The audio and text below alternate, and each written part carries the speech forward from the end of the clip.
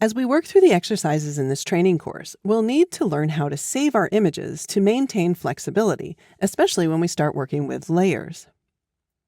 I want to add a color tint to this image that goes from cyan to purple. We can do this non-destructively using a gradient fill layer, and then new fill layer, and then gradient. In the new layer dialog, I'll want to change the blend from normal to color.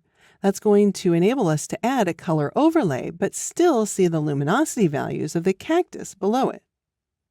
Then I'll use the disclosure triangle next to the gradient option in order to select from one of the gradient presets. Within the blues, I'll choose this gradient that goes from the teal to the purple. Now, we'll talk more about gradient fill layers later in the course, but what's important now is when I hit OK, we can see in the Layers panel that I have two separate layers, the gradient fill layer and the background layer. If I want to save this file, depending on the file type that I started with, I may or may not want to use the Save command. If, for example, you started with a JPEG image and you resized that image and threw away a bunch of information, and then you save, you might save over the original image. So instead, I'm going to use the File menu and choose Save As. Now, in this instance, because we did start with a JPEG file, but we added a secondary layer, well, the JPEG file format doesn't support layers, so Photoshop automatically converted this to a PSD file. If we preferred, we could save as a large document format, that's the PSB file, or as a Photoshop PDF or a TIFF file. I'm going to leave it to Photoshop and I'm going to save it in the same folder. We could save this to the cloud by clicking on Save to Cloud Documents. That would make the file accessible across devices such as another computer or Photoshop on the iPad. Although many people rely on the file extension to identify what type of file they're working with, I always find it helpful to append the file. In this case, I'll add an underscore and then ME so that I know this is my master edited file, and then we can add an O1. Then I'll choose to save the file, and I'll want to be sure to save it with maximum compatibility. This will increase the file size, but it will also allow me to work with and view images faster and more easily across other applications, including Lightroom Classic and Lightroom and Bridge. I'll choose Don't Show Again, and then we can save this. Now, if we return to Bridge, we can see our original JPEG file and the edited multi-layered Photoshop document.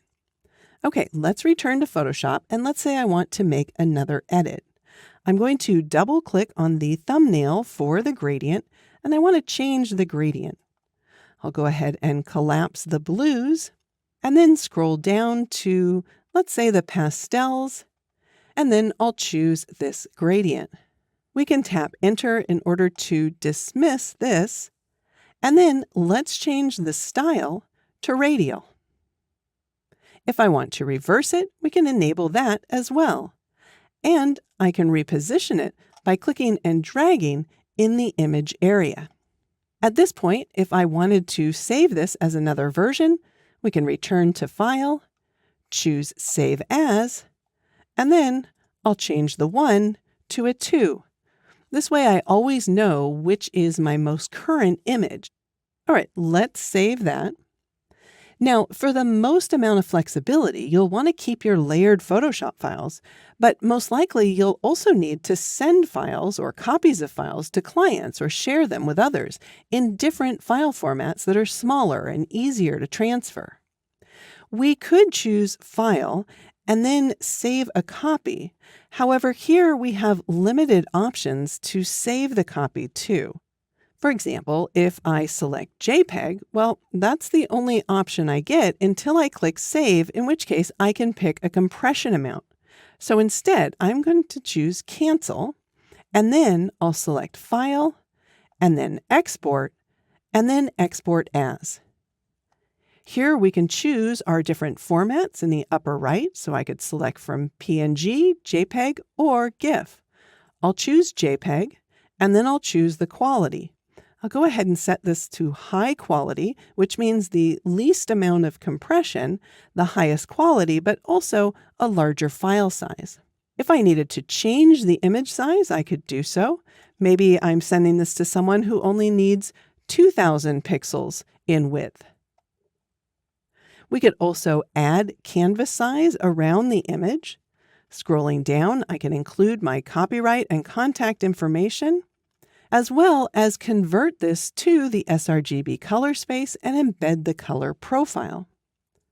Let's go ahead and export this. I'm going to append it again, maybe with LR for low res, or since it was 2000 pixels, I could put 2000 px.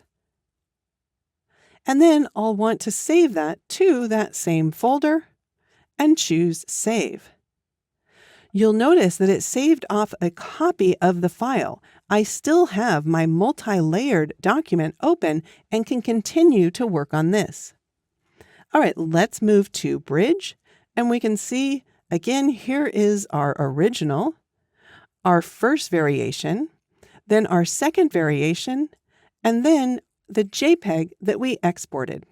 Now, before we wrap up, let's return to Photoshop. I typically save my edited PSD and TIFF files back to the same folder as the original. However, there may be times when you want to save all of your edited files into a separate folder.